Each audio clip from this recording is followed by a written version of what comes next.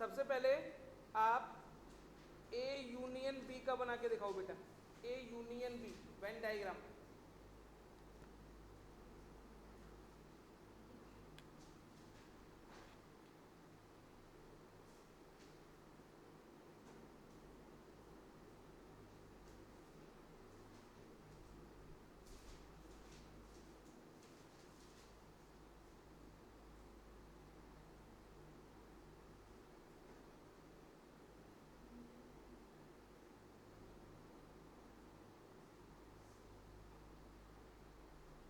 बन गया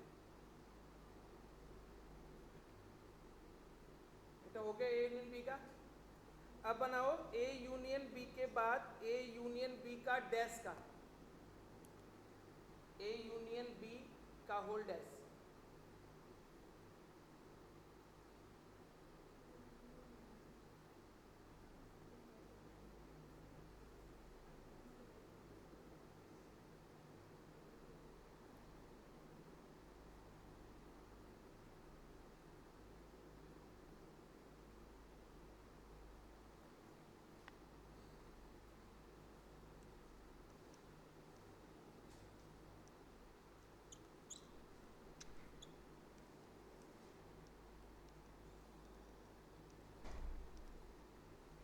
बेटा थर्ड नंबर पे ये बनाना है ए इंटरसेक्शन बी का, और फोर्थ पे ए इंटरसेक्शन बी का होल डैश। ये चार बनाओ वेन डायग्राम, फिर मैं चेक करूंगा अभी आपको।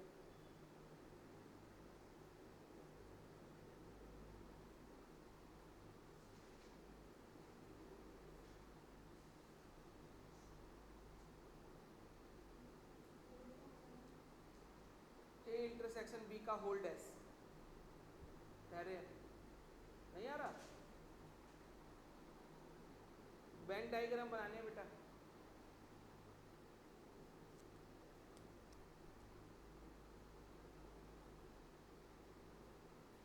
एक भी नहीं आ रहा। कराए दिखाओ। है? दिखाओ ना, तो बस समझाओ मुझसे। ये तो बन गया ए यूनियन बी का, ये बन गया ए यूनियन बी का होल डैश का। ठीक है, दोनों से इंटरसेक्शन का है, पहले ये बनाओ इंटरसेक्शन का। इंटरसेक्शन दोनों में कॉमन जो है बीच बीच का, और इस पे डैश निकालना है, इस कॉमन को छोड़ के बाकी सारा रख दो। आप दिखाओ बेटा, शुरुआत में से ये यूनियन बी का है। इस पे लिख दिया करो ए और बी, ये देखो इसका बी का करते हैं, ये तो गलत हो रहा है। तुम दिखाओ बेटा,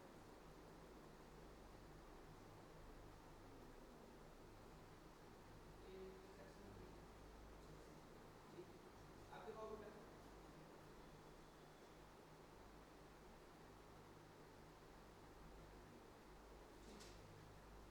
इसी का आप दिखाओ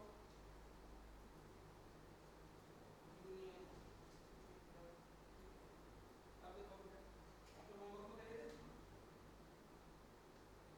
इसका है ए बी का होल डैश। ठीक है, ठीक सही है। आप दिखाओ हिस्ट्री, ए बी सी है। आप दिखाओ बेटा,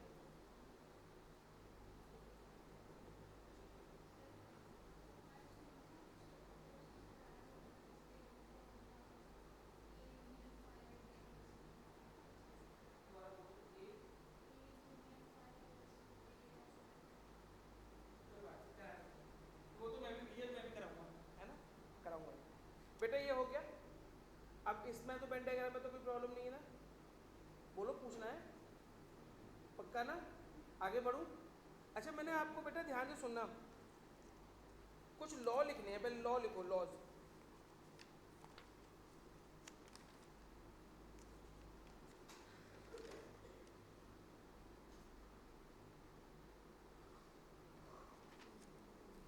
एक बुक देना बेटा,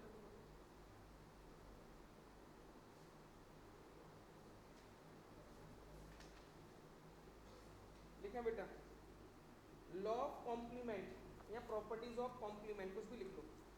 लॉ ऑफ कॉम्प्लीमेंट या प्रॉपर्टीज ऑफ कॉम्प्लीमेंट। इसमें सबसे पहला है complement law.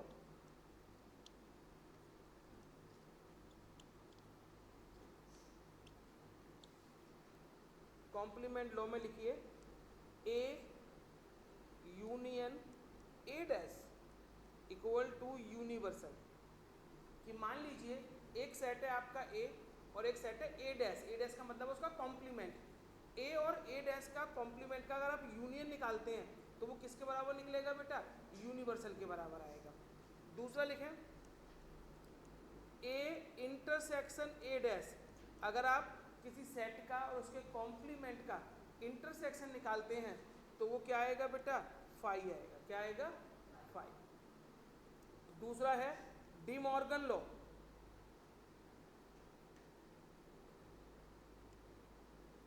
De Morgan's law. De Morgan's law क्या कहता है? ए यूनियन बी का whole dash. A union B का होल डैश। देखो बेटा होल पे डैश लगा हुआ है तो ये डैश अंदर आ जाएगा, ए पे डैश बी पे डैश, और यूनियन किस में चेंज हो जाएगा? इंटरसेक्शन में चेंज हो जाएगा। यानी ए यूनियन बी का होल डैश किसके बराबर होगा? ए डैश इंटरसेक्शन बी डैश। इसी का दूसरा है अगर ए इंटरसेक्शन बी का होल डैश है, ए इंटरसेक्शन बी का होल डैश, बेटा ये डैश अंदर जाएगा तो क्या हो जाएगा बोलो? ए डैश इंटरसेक्शन का क्या हो जाएगा? यूनियन, और यहाँ पे क्या आ जाएगा? B dash. ठीक है बेटा, ये डी मॉर्गन्स लॉ है। ऊपर वाला क्या था हमारा? Complement law. अब तीसरा लिखो, ये नोट कर लिए। अब तीसरा लिखो double complement, law of double complement. Law of double complement.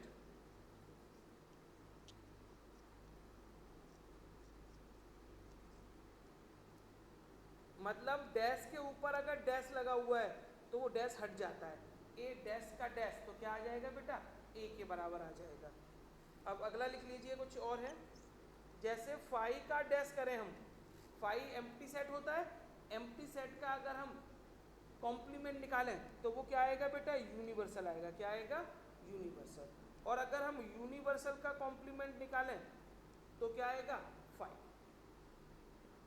ठीक है, यूनिवर्सल का कॉम्प्लीमेंट फाई होता है और फाई का कॉम्प्लीमेंट क्या होता है? यूनिवर्सल। यही पूछ रहे थे बेटा, है ना? ये हो गया बेटा सब बच्चों का। अब एक बात बताओ, अभी मैंने आपको वेन डायग्राम बनाने को बोला था ना, आपने वेन डायग्राम बना लिए थे। मैंने आपको 2 वेन डायग्राम दिए थे बनाने को, क्या ये बनाए थे बेटा आपने?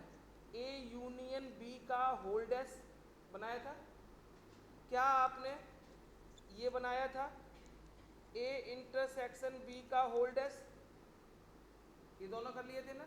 अब मैं आपको एक और दे रहा हूँ, ए डैश इंटरसेक्शन बी डैश। ये बना सकते हो? ए डैश इंटरसेक्शन बी डैश।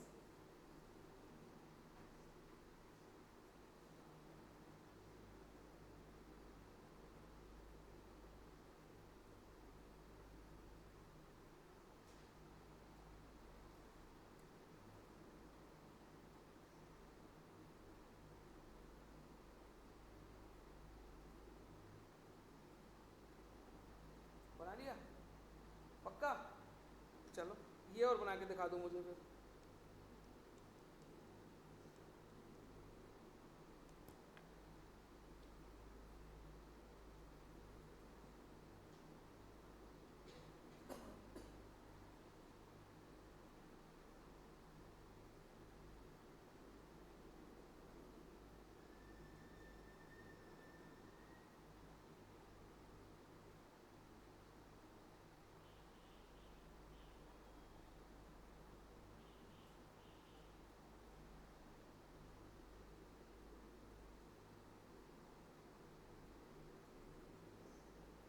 हो गया बेटा? बना लिए? देख एक बात बताना मुझे बेटा, ये वाला आपने बनाया था ए यूनियन बी का होल डैश बनाया था, और ये भी आपने बना लिया ए डैश इंटरसेक्शन बी डैश। क्या देखना दोनों का सेम बनाया है क्या? दोनों का एक जैसा बना है क्या? अभी देखना डी और इन दोनों का सेम बना है। देखो अभी मैंने डी मॉर्गन लॉ लिखवाया था ना, क्या था डी मॉर्गन लॉ बेटा? जैसे ए यूनियन बी का होल डैश किसके इक्वल होता है? ए डैश इंटरसेक्शन बी डैश। तो पहले आपने ए यूनियन बी का डैश निकाला तो और ए डैश इंटरसेक्शन बी डैश दोनों का सेम ही तो बनेगा बेटा, क्योंकि दोनों क्या है आपस में। ऐसे इसका देखो ए इंटरसेक्शन बी का होल डैश ये किसके बराबर है? ए डैश यूनियन बी डैश। बनाए थे बेटा आप लोगों ने ना, सेम आए हैं, बोलो कोई प्रॉब्लम? बना लिए थे बेटा आपने, तुमने धैर्य? ठीक, आगे बढ़ जाऊं बेटा, चलो ये वाला एक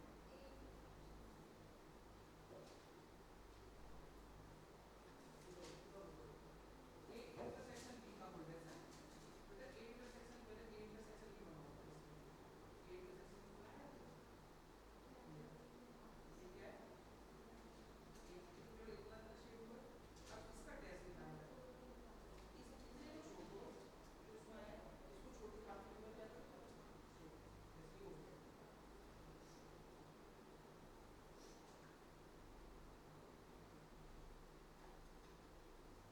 ठीक है, बस ये वाला जो इसको शेप दे रहा है वो बच गया, वो नहीं होगा।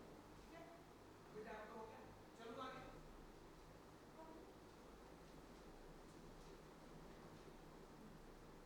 चलें बेटा आगे। अब आप मुझे बेटा देखो ये जो वेन डायग्राम का क्वेश्चन है आपकी एनसीईआरटी की बुक में, ये क्वेश्चन नंबर 5 था, इसमें 4 पूछे थे मैंने, कई सारे करा दिए आपको सारे। ठीक है, अब आगे बढ़ेंगे क्वेश्चन नंबर 6। क्वेश्चन नंबर 6 देखो, let you be the set of all, बेटा ये आपको ओरली समझना है क्वेश्चन है ना, ज़्यादा बहुत ही आसान समझने का है, बस लिखने का कुछ नहीं है इस क्वेश्चन में। इन्होंने बोला है कि यू एक सेट है, यूनिवर्सल एक सेट है, किसका यूनिवर्सल सेट बेटा? All triangles in a plane, यानी एक यूनिवर्सल सेट है जिसके अंदर क्या आ रहे हैं मेरे बेटा? सारे ट्राइंगल्स आ रहे हैं। ठीक है, ऑल ट्राइंगल्स। अब ये कह रहे हैं A is the set of all triangles. देखो यू में तो क्या है मेरे बेटा? ऑल ट्राइंगल्स है, क्या है बेटा? All triangles. और ए एक सेट है, इसमें क्या दे रखा है बेटा आपको? Set of all triangles with at least one angle different from 60, जिसका एक एंगल कम से कम 60 से अलग है। इन्होंने बोला है बेटा ए में वो वाले ट्राइंगल आएंगे जिनका कम से कम एक एंगल 60 से क्या है? कम है। तो बताओ व्हाट इज ए डैश? क्या पूछा है बेटा हमसे? डैश, ए का कॉम्प्लीमेंट बताना है। देखो तो ओरली समझोगे तो समझ पाओगे। इन्होंने क्या बोला है? यूनिवर्सल सेट में कौन से ट्राइंगल है?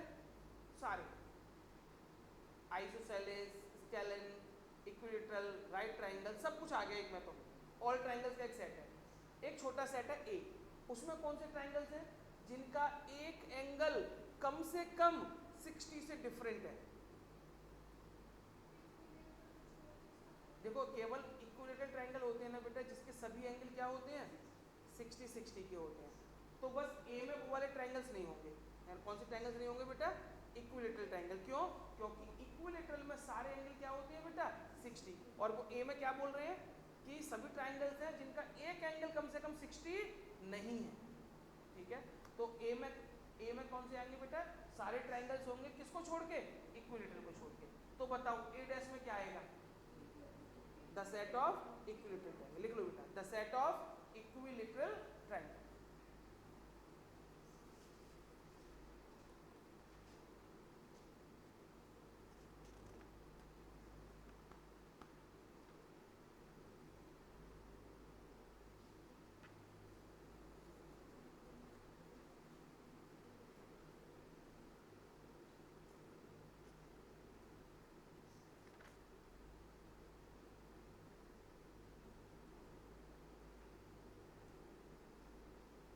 हो गया बेटा?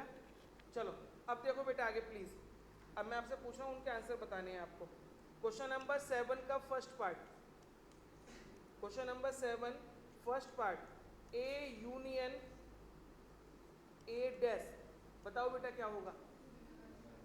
ए और ए डैश का यूनियन निकालेंगे तो क्या आ जाएगा बेटा? Universal set. ये लॉ में लिखवाया था मैंने आपको। दूसरा, phi dash intersection A, five dash intersection A. बेटा मैंने बताओ फाइव डैश क्या लिखवाया था आपको, यूनिवर्सल। यूनिवर्सल इंटरसेक्शन ए करेंगे तो क्या आएगा,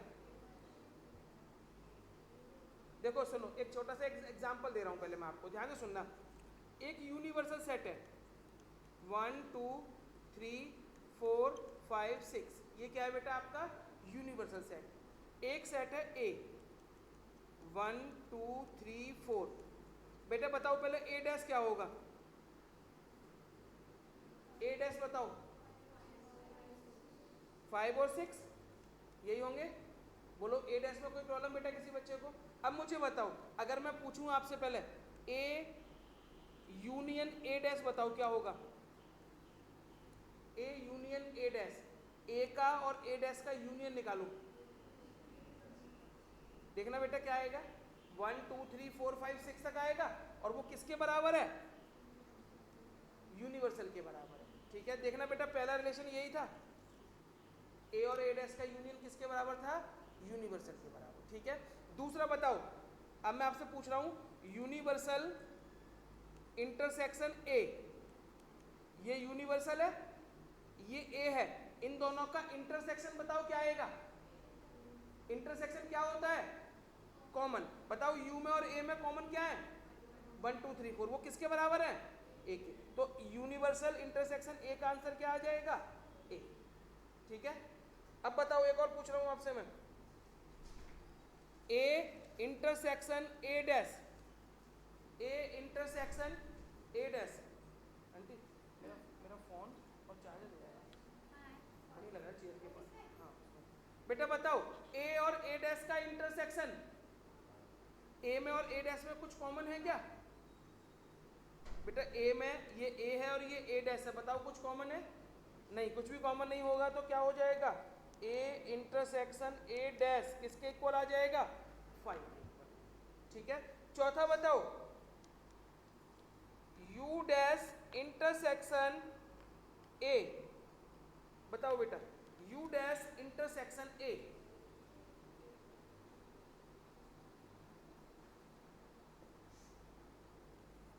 बेटा एक बात बताओ यू का डैश क्या होता है, कीर्ति आप बताओ यू का डैश, यू ये तो यू है 1 2 3 4 5 6, यू का डैश मैंने लिखवाया था लॉ में, देखो लॉ में जो लॉ लिखवाए हैं उसमें यूनिवर्सल का डैश क्या लिखवाया है 5, तो ये तो 5 हो जाएगा। इंटरसेक्शन ए बताओ बेटा 5 का इंटरसेक्शन ए के साथ, बेटा मुझे ये बताओ 5 क्या होता है, 5 का मतलब खाली, एक सेट खाली है एक सेट ए है, क्या उन दोनों में कुछ कॉमन होगा, तो क्या हो जाएगा वो 5। तो 5 का इंटरसेक्शन ए के साथ करेंगे तो वो क्या हो जाएगा बेटा 5। कर लो बेटा नोट।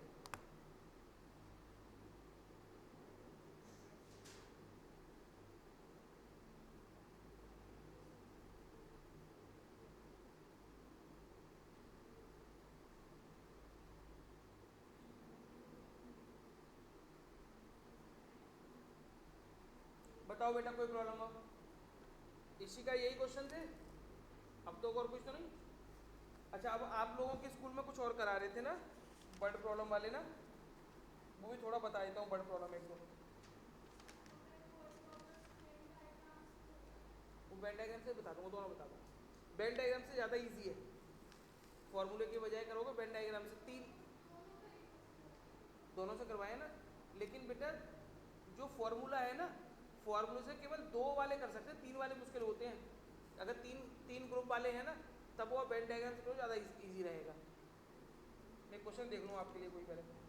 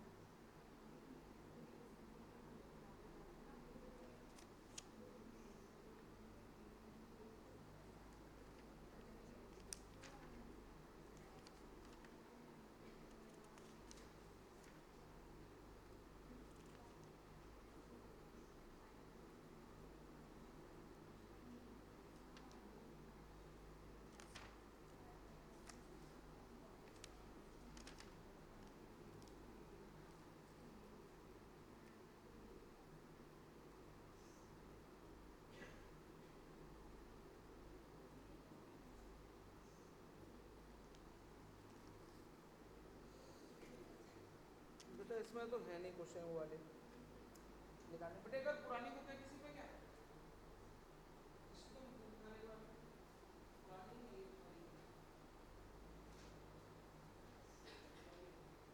तो मैं आपके पास ही कराऊंगा इसमें है नहीं किसी बुक में है वो भी तो है क्वेश्चन।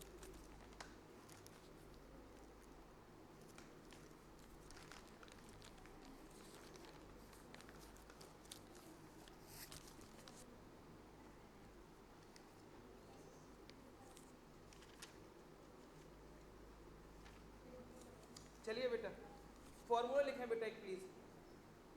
देखो बेटा एक बात बताओ मुझे, एक सेट है ए, ध्यान से सुनना बेटा, एक सेट है ए, इसमें एलिमेंट दे रखे हैं आपको 1 2 3, कोई सेट है ए, इसके एलिमेंट क्या है 1 2 3। अगर मैं आपसे ये पूछूं एन ए, बेटा इसका मतलब क्या है, मैंने आगे एन लिखा और पीछे क्या लिखा है ए, इसका क्या मतलब है, इसका मतलब है number of element in set ए। बताओ सेट ए में कितने एलिमेंट हैं 3, तो एन ए कितना हो गया बेटा 3, ठीक है। अगर मैं आपको एक सेट दे दूं बी और मैंने लिख दिया 2 3 4, ठीक है, तो बताओ एन बी कितना है, ये भी 3 होगा, ठीक है बेटा। अब मैं आपसे पूछूं A intersection B, A intersection B बताओ बेटा, जो दोनों में कॉमन है क्या है 2 3, तो बताओ अगर मैं आपसे पूछ रहा हूं मेरे बेटा number of A intersection B 2, अब मैं आपसे पूछूं A union B, A union B बताओ क्या होगा 1 2 3 4। अब बताओ एन ए यूनियन बी कितना होगा बेटा, पहले बताओ यहां तक कोई प्रॉब्लम आई किसी बच्चे को। अगर आपको इस तरीके के ए और बी सेट दे रखे हैं, ध्यान से सुनना बेटा, ए सेट दे रखा है बी सेट दे रखा है, तो आप ए इंटरसेक्शन बी निकाल सकते हैं, यूनियन निकाल सकते हैं, उनके एलिमेंट्स भी बता सकते हैं कितने कितने आएंगे, ठीक है बेटा। अच्छा अब मैं आपसे कहूं कि एक सेट है ए, उसमें 4 एलिमेंट हैं, कितने एलिमेंट हैं, एक सेट है बी, उसमें मान लिया मैंने 5 एलिमेंट है, कितने एलिमेंट है बेटा, सेट ए में 4 एलिमेंट है, कौन कौन से हैं ये नहीं बताया मैंने। एक सेट बी है उसमें कितने एलिमेंट है 5, और मैंने बता दिया एन ए इंटरसेक्शन बी, उनके इंटरसेक्शन में 3 एलिमेंट है, कितने एलिमेंट है बेटा, तो बताओ उनके यूनियन में कितने एलिमेंट आएंगे। अब आपको सेट तो दे नहीं रखे तो आप यूनियन निकाल के बता दोगे, है ना। अब आपको नंबर बता रखे कि एक सेट ए है उसमें 4 एलिमेंट है, एक सेट बी है उसमें कितने एलिमेंट है 5, इंटरसेक्शन में कितने एलिमेंट है 3, तो बताओ यूनियन में कितने एलिमेंट आएंगे। क्वेश्चन पहले आप ये आंसर की तरफ मत भागो, बस आप मुझे बताओ कि आपको क्वेश्चन समझ में आ रहा है मैं क्या पूछना चाह रहा हूं आप लोगों से। अगर ऐसा कोई क्वेश्चन आता है तो आप उसके लिए फॉर्मूला यूज करेंगे, ठीक है। एक फॉर्मूला लिखो बेटा, पहले एक फॉर्मूला नोट करिए,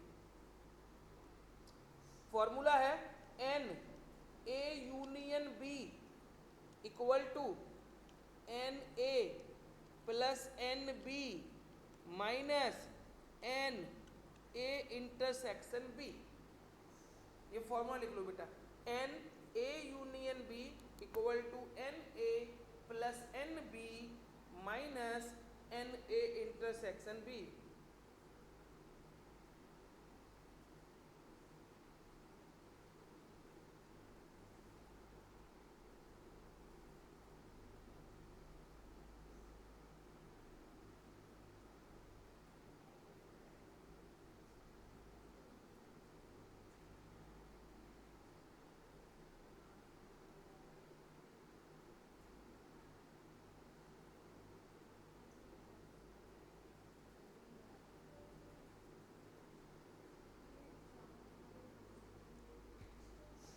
हो गया बेटा, यहां तक बोलो कोई परेशानी बेटा।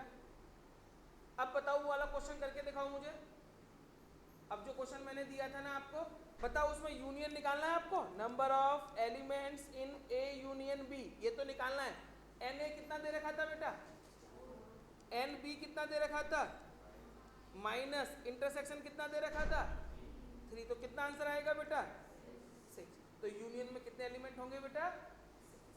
इसका उल्टा क्वेश्चन भी आ सकता है, जैसे दूसरा क्वेश्चन लिखो, अब मैं कहूं आपसे एन ए यूनियन बी में है बेटा 6, ए में है 4, बी में है 5, बताओ एन इंटरसेक्शन में कितने होंगे? इस बार यूनियन के दे दिए, ए के और बी के दे दिए, अब पूछा किसके हैं बेटा? इंटरसेक्शन के।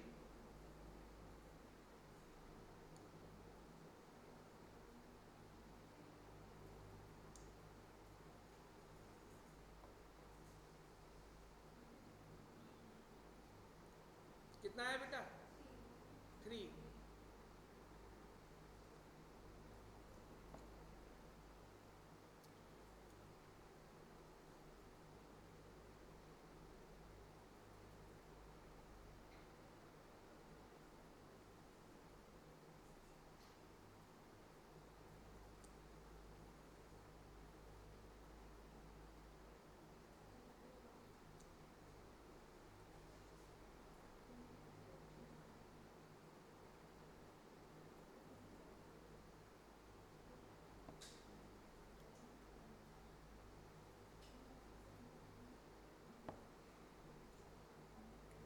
हो गया बेटा? अब मैं आगे बढ़ूं, एक और दूं एग्जांपल ऐसे ही। चलो बेटा एक और करके दिखाओ। If n X union Y equal to 8, n X equal to 6, n X intersection Y equal to 4, find n Y.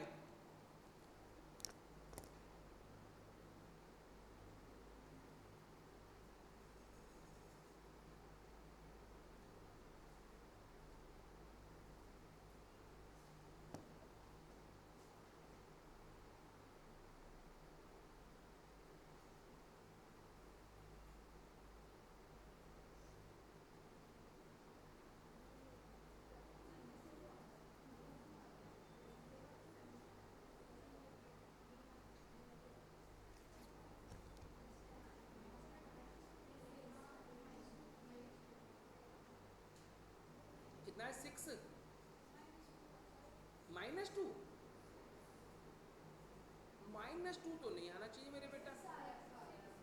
6 तुम्हारा ध्यान है, इसका चेक कर बेटा कहाँ गलती करी है।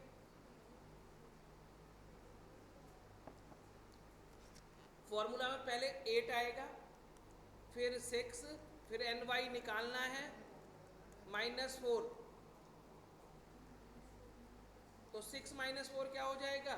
2 प्लस एन वाई, तो एन वाई की वैल्यू क्या आ जाएगी यहाँ पे? 6।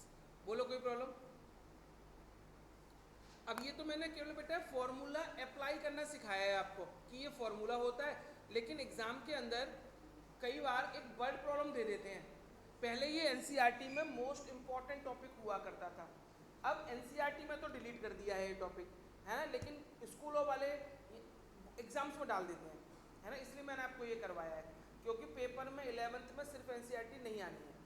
ठीक है, चलो अब मैं इसी क्वेश्चन को थोड़ा वर्ड प्रॉब्लम के फॉर्म में करवा रहा हूँ, है ना। एक क्वेश्चन लिखो, इन अ कमेटी, लिखो बेटा, in a committee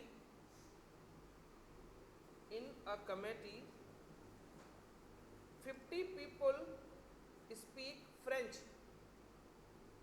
50 people speak French,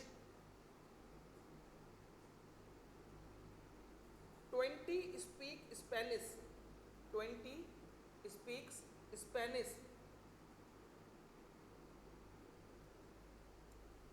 and 10 speak both Spanish and French.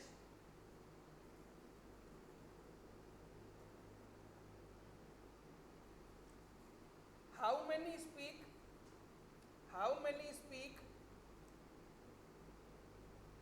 at least one of these two languages? How many speak at least one of these two languages? पहले बेटा आप question तसल्ली से पढ़ लो। क्या आप लोगों को क्वेश्चन समझ आया?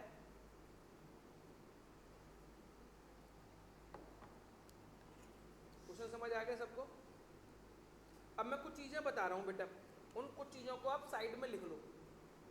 जो ग्रुप होता है, अब ग्रुप में जो भी दे रखे हैं वो ग्रुप क्या होता है बेटा? यूनियन होता है। क्या होता है? यूनियन। ठीक है,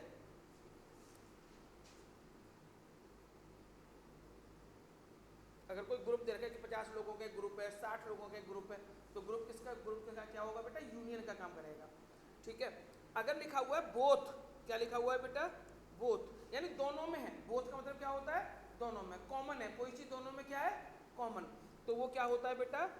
इंटरसेक्शन। क्या होता है बोथ का मतलब? इंटरसेक्शन। अगर लिखा है एटलीस्ट, एटलीस्ट निकालना है तो इसका मतलब होता है यूनियन। क्या होता है बेटा? यूनियन। अगर सर्वे किया गया है, सर्वे कि 400 लोगों पे सर्वे किया गया है ना, सर्वे, सर्वे का मतलब होता है यूनिवर्सल। क्या होता है बेटा? जितने लोगों पे सर्वे किया गया है वो किस में आएंगे? यूनिवर्सल में आएंगे। ठीक है, यानी सारे लोग, सारे इंक्लूड है इसके अंदर।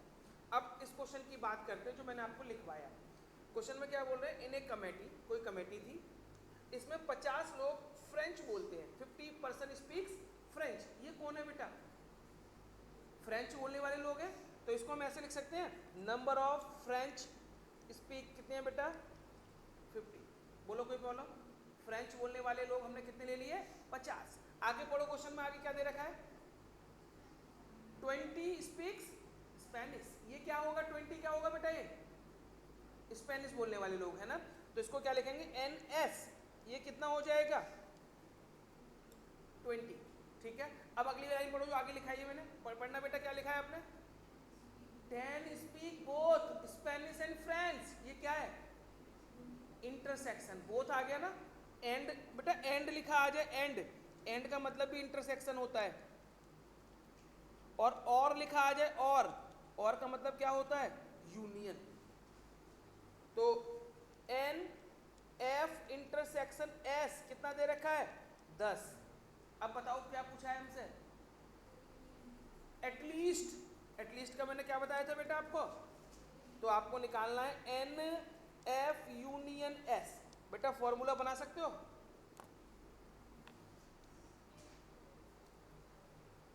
ऐसे ही कराया क्वेश्चन, ऐसे ही है ना?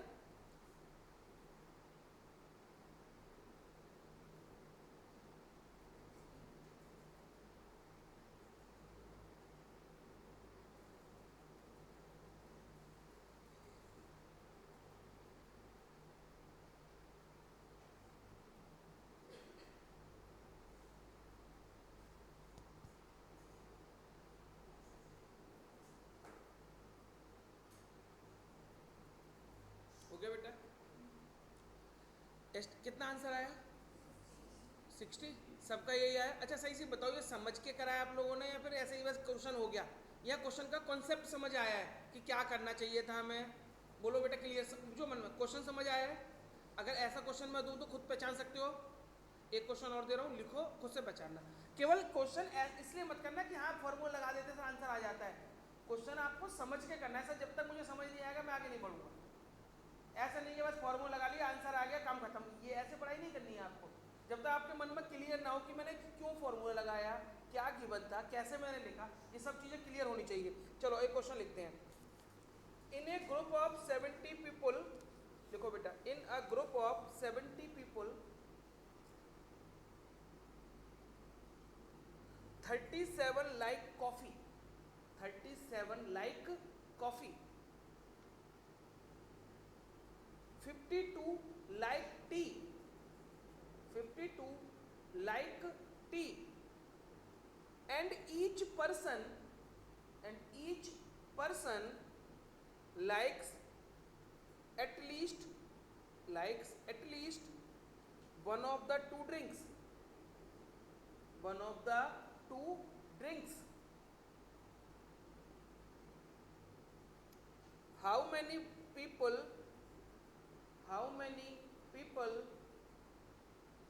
like both coffee and tea? How many people both like both coffee and tea? पहले बेटा सही बच्चे से पढ़ो, रिलैक्स होकर क्वेश्चन पर फोकस करो, क्या दे रखा है, क्या पूछा है, क्या निकालना है, सब लिखो साइड में, फिर क्वेश्चन करना सॉल्व।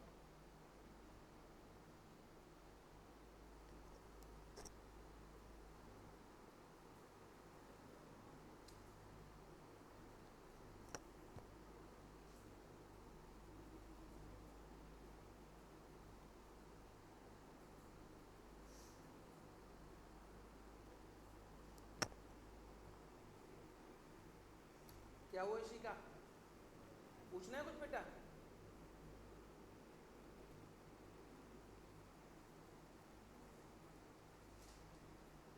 ठहरे, पूरा हो गया, बोलना नहीं आया, गिवन प्रूफ लिख लिया। अब सोचो कौन सा फॉर्मूला लग सकता है इसमें, है ना? फॉर्मूला तो एक ही लिखवाया है मैं, तो वही लगेगा, उसका यूज करो, है ना? नहीं आएगा तो कोई टेंशन नहीं है, अभी तो आप सीख रहे हैं सही बच्चे। हो गया, चलो एक बार स्टार्ट करते हैं, पहले जो जो गिवन है उससे, है ना? सॉल्यूशन क्या है, आंसर क्या है बाद में। आपका हो गया बेटा पूरा, गिवन प्रूफ गिवन वाला हो गया। चलो मैं एक एक करके पूछूंगा बेटा। सबसे पहले पूछा है इन ए ग्रुप ऑफ 70 पीपल, ये क्या है? 70 क्या है बेटा? यूनियन, मैंने बोला ग्रुप, ग्रुप में होते हैं तो क्या होता है, वो यूनियन होता है। किस किस का यूनियन है? कॉफी और टी पीने वाले लोगों का। तो एन सी यूनियन टी कितना है? 70। बेटा ये किस किस ने पहचान लिया था? एन सी यूनियन टी, इसमें तो कोई डाउट नहीं था किसी को। अब आगे बढ़ेंगे, 37 लाइक कॉफी, ये क्या है? एन सी कितना है मेरे बेटा? 37। 52 लाइक टी, एन टी 52, ठीक है बेटा। अब पूछा क्या है ये बताओ, क्वेश्चन में पूछा क्या है? बोले ऐसा तीन चीज लिख दिए तो चौथी एक ही बची हमारी, है ना? क्या पूछा है बेटा? N C intersection T. बोलो बेटा कोई प्रॉब्लम? अब लगा सकते हो फॉर्मूला, आंसर आ जाएगा। अभी मैं ये जो क्वेश्चन आपको करा रहा हूं, ये फॉर्मूले से करा रहा हूं मैं आपको। हम इन्हीं सब क्वेश्चंस को बिना फॉर्मूले के भी कर सकते हैं, उसके लिए हमें वेन डायग्राम करना यूज करना पड़ेगा। और ये आप बोलेंगे सर इतना आसान तो है, क्या करना वेन डायग्राम का? ये फॉर्मूला, एक ही तो फॉर्मूला है ना बेटा, एक फॉर्मूला लगा रहे हो आंसर आ रहा है, तो जरूरत क्या वेन डायग्राम सीखने की? तो बेटा इसमें क्या हो रहा है, अभी मैं जो क्वेश्चन आपको करा रहा हूँ ना, वो छोटे छोटे से क्वेश्चन करा रहा हूँ। छोटे इन द सेंस मेरे कि अभी जो क्वेश्चन हमने किया उसमें क्या था, कॉफी और टी, केवल दो ही आइटम थे ना। कई बार तीन आइटम आ जाते हैं कि कुछ लोग हैं कॉफी पसंद कर रहे हैं, कुछ लोग हैं जिन्हें टी पीनी है, कुछ लोग ऐसे हैं जो जूस पियेंगे, है ना, उनका अलग है सब डिमांड उनकी। अब तीन लोगों की अलग अलग कैटेगरी दे रखी है, तो उसको फॉर्मूले के थ्रू करना थोड़ा सा लेंदी होता है। तो उस केस में हम क्या यूज करते हैं? वेन डायग्राम यूज करते हैं, और बिना किसी फॉर्मूले के हर क्वेश्चन का आंसर निकाल सकते हैं, ठीक है? तो अभी तो मैं आपको फॉर्मूले का ही करा रहा हूँ, कल की क्लास में मैं आपको वेन डायग्राम से कराऊंगा ये सारे, है ना? बस फिर चैप्टर लास्ट हो जाएगा हमारा ये। मिसलिनियस के कुछ क्वेश्चंस मैंने अभी आपको नहीं करवाए हैं, वो मैं आपको बाद में करवाऊंगा, क्योंकि वो थोड़े से लेंथी हैं, और जो बच्चे ने स्टार्टिंग से चैप्टर नहीं पढ़ा है उनको नहीं समझ में आएगा, तो उसको हम बाद में डिस्कस करेंगे, ठीक है ना? फिर कल की क्लास के बाद हम नया चैप्टर स्टार्ट करेंगे, ठीक है? कल 3 वाले कराएंगे। पूछना है कुछ, कह रहे हो? चलो अब एक क्वेश्चन और बोलूं बेटा।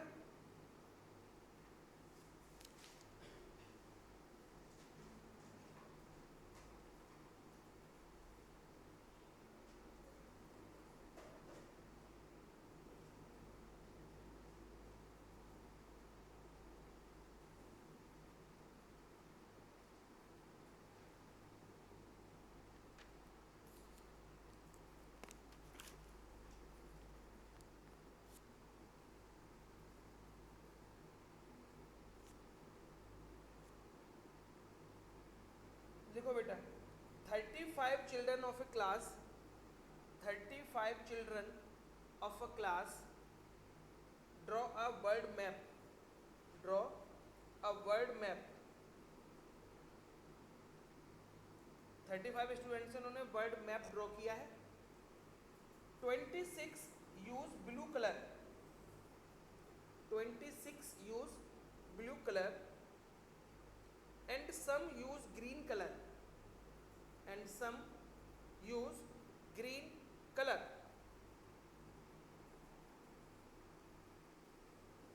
19 use both the color, if 19 use both the color and each student use at least one color, her student कोई ना कोई एक कलर तो यूज कर ही रहा है, find the number of children who use the green color,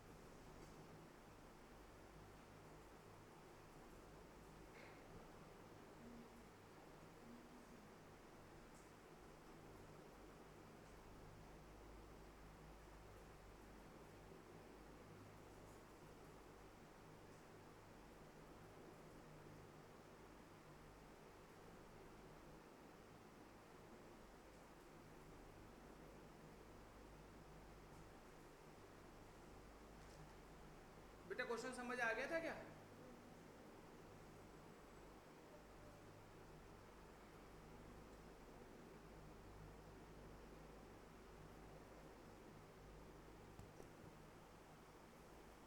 कितना answer आया बेटा? Answer is 28। नहीं आया क्या? 27 आ रहा है आपका। बेटा आपने क्या क्या चीजें लिखी हैं? 35 children of class draw a map, तो यूनियन कितना दे रखा है बेटा? यूनियन तो निकालना है बेटा। एन ए कितना दे रखा है पहले ये बताओ? 26। एन ए इंटरसेक्शन बी कितना दे रखा है? 19। एन ए यूनियन बी कितना दे रखा है? 35। ठीक है, एन बी निकालना है, यही है ना बेटा? आ गया? बोलो कोई प्रॉब्लम?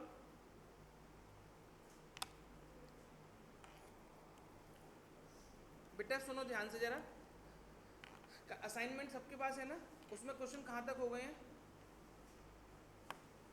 एक मिनट असाइनमेंट दिखाना मुझे।